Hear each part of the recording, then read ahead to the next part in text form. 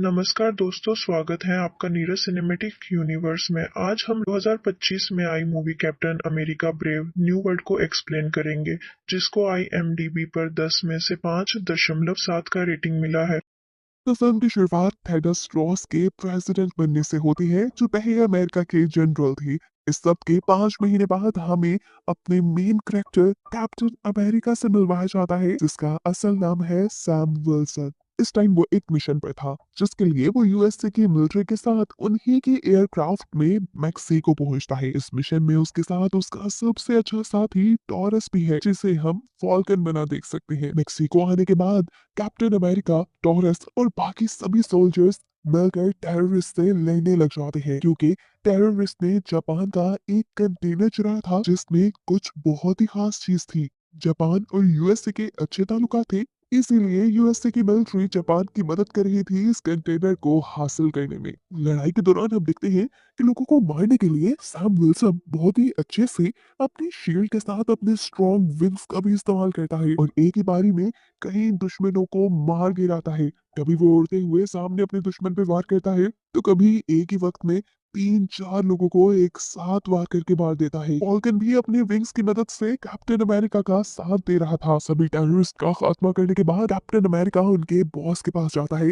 जिसके पास वो कंटेनर था। कंटेनर लेने के बाद, इससे पहले कि वो इस आदमी को मार देते, वो आदमी उनके चुंगल से बच निकला और ये लोग यूएस से वापस आ गए। इस मौके बाद कैप्टन अमेरिका टॉरस से यानी फॉल्कन से बहुत ज्यादा खुश थे, क्योंकि इस लड़ाई में टॉरस ने बहुत हेल्प की थी। अब टॉरस से इम्प्रेस होकर कैप्टन अमेरिका उसे अपने सबसे अच्छे दोस्त आइजिया ब्रैडली से मिलवाने के लिए लेकर जाते हैं। कैप्टन अमेरिका टॉरस को बताते हैं कि आइजिया ब्रैडली पहले एक बहुत ही अच्छे सोल्जर थे और साथ ही साथ कैप्टन अमेरिका भी रह चुके हैं। और ये जानकर टॉरस शॉक रह जाता है। लेकिन एक अजीब बात यहाँ कैप्टन अमेरिका टॉरस को ये बताता है कि कैप्टन अमेरिका बनने के बाद आइजिया ब्रैडली को 30 साल के लिए जेल में डाल दिया गया। हालांकि ये बहुत अजीब था। आइजिया ब्रैडली ने तो कैप्टन अमेरिका बन के बहुत अच्छा काम किया था और बहुत अच्छा परफॉर्म किया था। टॉरस हैरान होकर आइजिया ब्रैडली से पूछता है, आखिर जब आपने इतना अच्छा काम किया था, तो यूएसए की मिलिट्री ने आपको जेल में क्यों डाला? आइजिया ब्रैडली ने बताया कि जब वो कैप्टन अमेरिका बने थे, तो तब उन्होंने बहुत अच्छे सक्सेसफुल मिशंस किए। उन्होंने अपने मिशंस में बहुत से लोगों की जान बचाई और यूएसए का काफी नुकसान होने से बचाया। इतने सक्सेसफुल मिशन करने के बाद वो तेजी से मशहूर होने लगे। लोग उन्हें पसंद करने लगे थे, लेकिन यूएसए की गवर्नमेंट को ये पसंद नहीं आया कि एक ब्लैक आदमी इतना ज्यादा पॉपुलर हो जाए। इसलिए यूएसए की गवर्नमेंट ने मुझे अरेस्ट कर लिया और 30 साल तक जेल के अंदर मेरे ऊपर डिफरेंट एक्सपेरिमेंट करते रहे। इसी वजह से आइजिया ब्रैडली यूएसए की गवर्नमेंट से बहुत ज्यादा नफरत किया करते थे। इनकी इन्हीं बातों की वजह से टॉरस के दिल में भी आइजिया ब्रैडली की इज्जत बहुत बढ़ जाती है और ये लोग अच्छे दोस्त भी बन जाते हैं। ये लोग अभी बातें ही कर रहे थे कि तभी सैम विल्सन को, यानी अभी वाले कैप्टन अमेरिका को, एक कॉल आती है, जिसमें उन्हें पता चला कि आपके न्यू प्रेसिडेंट ने यानी थेडस रॉस ने व्हाइट हाउस के अंदर एक मीटिंग रखी है। ये मीटिंग एक पार्टी के अंदर है, जिसमें बहुत ही बड़े बड़े लोग आएंगे और इसी के अंदर कैप्टन अमेरिका को यानी सैम विल्सन को भी इनवाइट किया गया है। अगले सीन में दिखाया जाता है कि सैम विल्सन तैयार हो गए आइजिया ब्रैडली और टॉरस के साथ व्हाइट हाउस पहुंचा है, जहां पर बहुत सारी कंट्रीज के प्रेसिडेंट भी आए हुए हैं। पार्टी में थेडस रॉस सैम विल्सन को देखते ही उसकी तारीफ करने लग जाते हैं कि उसने मेक्सिको में बहुत अच्छा मिशन किया था। थेडस रॉस उससे इम्प्रेस थे। वो जापान की खोई हुई चीज को भी वापिस हासिल कर लाया था। खैर, अब सभी के सभी लोग मीटिंग रूम के अंदर इकट्ठा हो जाते हैं। थेडस रॉस स्टेज पे आकर मीटिंग का एजेंडा बताने लगते हैं। वो बताते हैं कि आज से कुछ सालों पहले इंडियन ओशन में एक नया आइलैंड पैदा हो गया है, जिसे सेलेस्टियल आइलैंड के नाम से जाना जाने लगा था। थेडस रॉस बताते हैं कि जैसे ही ये आइलैंड उभरा था, तो इस आइलैंड ने सारे मुल्कों का ध्यान अपनी तरफ कर लिया। सारे ही मुल्क इस पर रिसर्च करने के लिए पहुंच गए और सबको ये बात मालूम हुई कि इस आइलैंड पर कुछ अजीब तरह के मेटल्स पाए जाते हैं, जो मेटल बाकी पूरी दुनिया में नहीं पाए जाते। और ये मेटल सबसे ज्यादा स्ट्रॉन्ग था। इस मेटल का नाम साइंटिस्ट ने एडमेंटियम रख दिया था। जैसे जैसे लोगों को एडमेंटियम के बारे में पता चलने लगा, सभी लोगों ने उसे हासिल करने के लिए यहाँ पे आना शुरू कर दिया। सारे ही मुल्क एडमेंटियम को लेकर जाना चाहते थे और इस चक्कर में सबकी लड़ाई हो सकती थी, यानी वो आइलैंड किसी भी बड़ी जंग की वजह बन सकता था। इसीलिए थेल्डस रॉस ने ये मीटिंग रखी थी। उसने फैसला किया था कि वो लोग सेलेस्टियल आइलैंड की एडमेंटियम मेटल को बराबर बराबर बांट लेंगे, यानी वो मेटल बराबर हर मुल्क में जाएगी, जिससे किसी भी मुल्क के दरमियान जंग नहीं होगी। थेडस रॉस के साथ सभी मुल्कों के प्रेसिडेंट इस बात पर एग्री हो जाते हैं और ये सब लोग मिलकर नया कॉन्ट्रैक्ट करने का फैसला करते हैं। थेडस रॉस यहाँ ये भी बताते हैं कि जापान ने सबसे ज्यादा एडमेंटियम पे रिसर्च की थी और एडमेंटियम की प्योर फॉर्म को हासिल भी कर लिया था, लेकिन फिर टेररिस्ट के ग्रुप ने जापान की वो रिसर्च चुरा ली, जिससे फिर कैप्टन अमेरिका बचा कर लेके आया। यानी मूवी के स्टार्ट में जिस मिशन पर कैप्टन अमेरिका गया था वो मिशन एडमेंटियम मेटल को ही बचाने का था, जिसके लिए थेडस रॉस सबके सामने कैप्टन अमेरिका और टॉरस का शुक्रिया अदा करते हैं। इसी मीटिंग के दौरान अचानक से एक बहुत ही अजीब चीज होती है। वहां पर जोर से साउंड्स बजने लग जाते हैं और इन साउंड्स के बजते ही आइजिया ब्रैडली, जो कि सैम विल्सन के साथ यहाँ आया था, वो खड़ा हो जाता है। अपने पास वाले गार्ड से जबरदस्ती उसकी गन छीनते हुए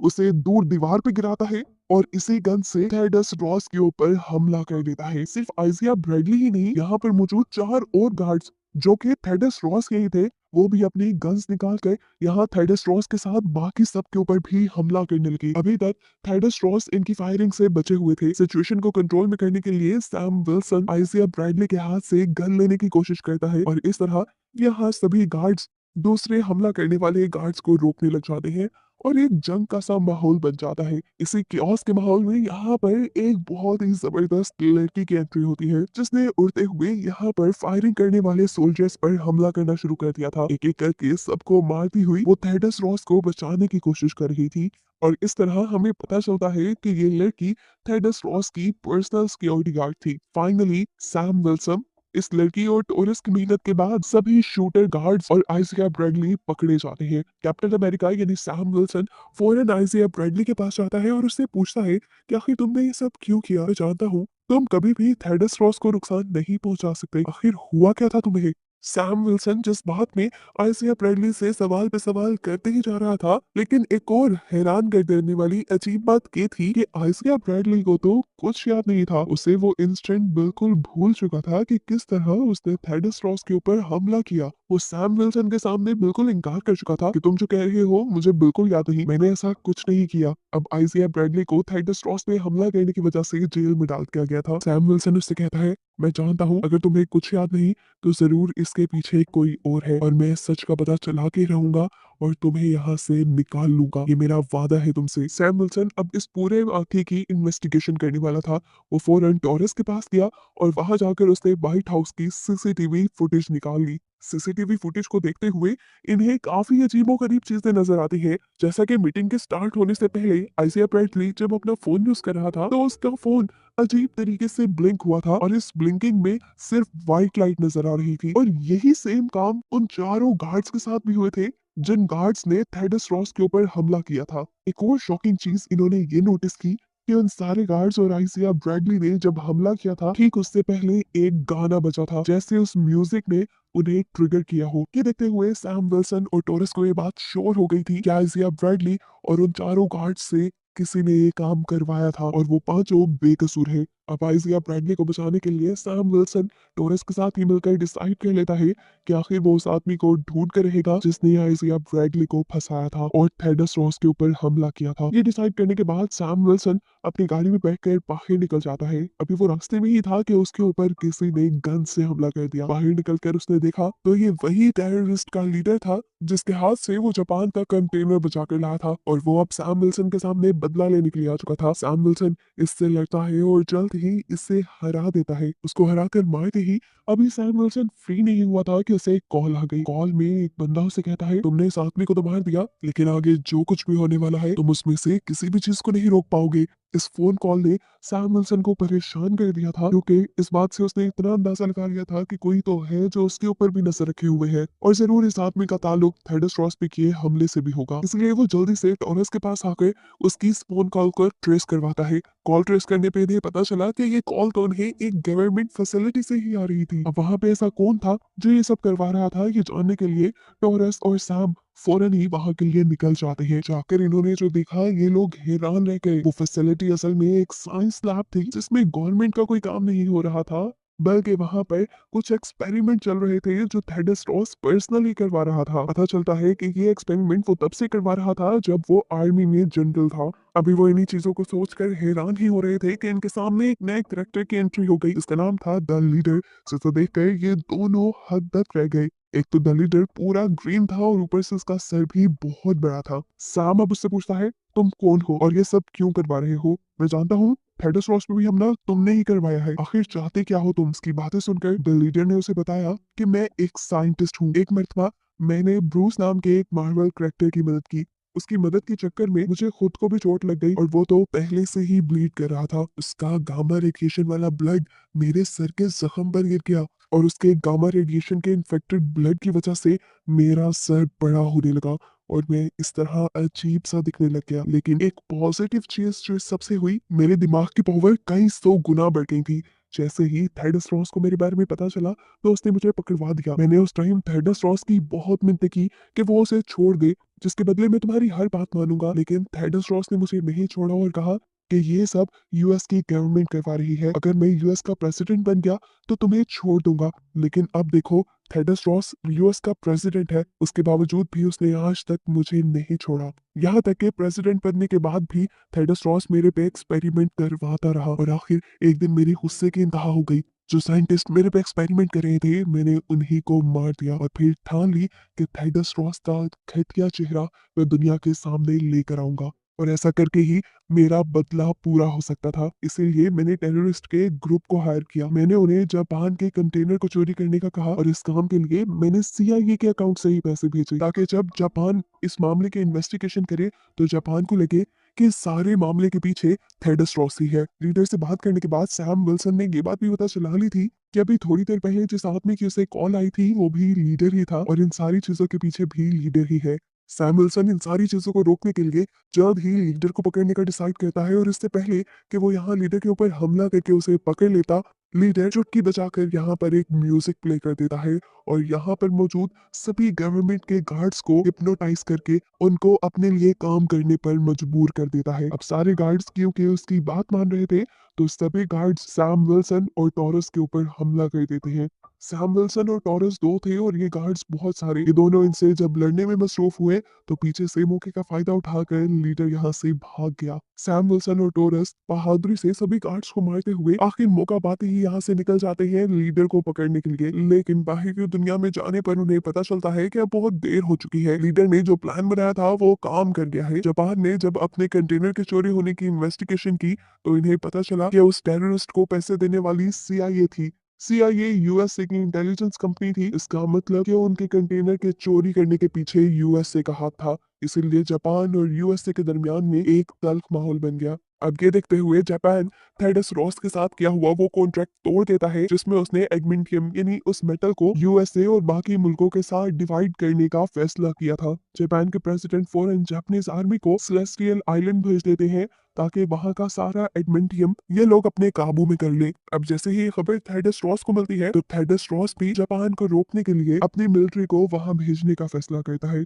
अब क्योंकि सेलेस्टियल आइलैंड पे दो बड़ी बड़ी फौजें आमने सामने आ गई थी तो पूरी दुनिया में ये चर्चे होने लगी कि जापान और यूएसए के दरमियान में जंग होने वाली है। सिचुएशन की बिगड़ने की खबर जैसे ही सैम और टॉरस को होती है वो भी जल्दी से चेंज करते हैं और निकल जाते हैं सेलेस्टियल आइलैंड की तरफ। यहाँ आने के बाद फौरन उसने थेडस रॉस के फाइटर शिप में जाकर थेडर रॉस से मुलाकात की और उसे समझाने की कोशिश की कि कोई भी गलत कदम वो ना उठाए। ऐसे अगर यूएसए और जापान के दरमियान में कोई भी जंग हो गई तो नुकसान पूरी दुनिया को उठाना पड़ेगा। एक तरफ सैम विल्सन सारी कंडीशन को कंट्रोल में करने की कोशिश कर रहा था जबकि दूसरी तरफ था लीडर जो सैम विल्सन से बचने के बाद आया एक घर के अंदर और वहां से एक फोन चुराते हुए उसने यूएस के दो फाइटर जेट को हैक कर लिया। असल में उन्होंने इस फाइटर जेट के रेडियो सिस्टम को हैक किया था। ये दोनों फाइटर जेट इस टाइम सेलेस्टियल आइलैंड के ऊपर थे। इन फाइटर जेट के रेडियो से अब वो दोनों पायलट्स को जापान के फाइटर जेट्स पर हमला करने का ऑर्डर दे देता है। ये देखते हुए जापान को लगता है कि यूएसए ने जंग की शुरुआत कर दी है, इसीलिए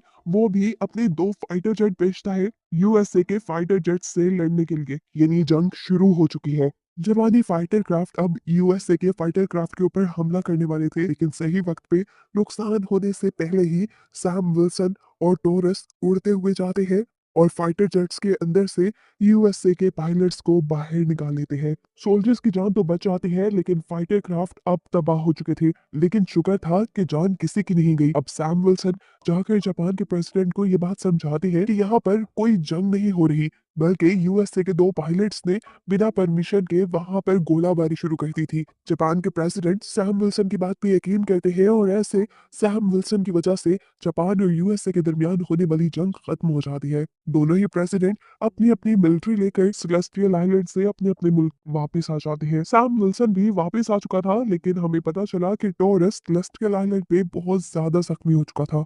लेकिन ठीक वक्त पर सैम उसे हॉस्पिटल ले आया और अब उसका इलाज चल रहा है। सीन कट होकर अब हमें दिखाया जाता है कि थेडस रॉस ने दोबारा एक प्रेस कॉन्फ्रेंस रखी, जिसमें वो ये बात क्लियर करना चाहते थे कि जापान और उनके दरमियान में कोई जंग नहीं हुई, बल्कि एक गलतफहमी हुई थी। इसी प्रेस कॉन्फ्रेंस के अंदर सैम विल्सन भी था और यहाँ पर उससे मिलने के लिए लीडर भी आ गया। वो सैम विल्सन पर गुस्सा था क्योंकि उसने जो प्लान बनाया था यूएसए और जापान के दरमियान जंग करवाने का, सैम विल्सन की वजह से उसका पूरा प्लान चौपट हो गया। और ऐसे थेडस रॉस का जो घटिया चेहरा उसने लोगों को दिखाना था, वो भी लोगों के सामने नहीं आ सका। लीडर सैम विल्सन से कहता है, तुम फिक्र न करो, थेडस रॉस का घटिया चेहरा तो मैं लोगों के सामने ला कर ही रहूंगा। सैम विल्सन लीडर से पूछता है कि आखिर थेडस रॉस को तुम्हारे से प्रॉब्लम क्या थी। तब लीडर उसे थेडस रॉस का पास्ट बताता है कि पहले थेडस रॉस को एक जानलेवा बीमारी थी। इस बीमारी की वजह से वो मर सकता था, लेकिन जैसे ही लीडर को उसकी बीमारी के बारे में पता चला, तो लीडर ने थेडस रॉस की मदद की और एक ऐसी दवाई बनाई जिससे उसकी बीमारी ठीक होने लगी। लीडर बताता है कि थेडस रॉस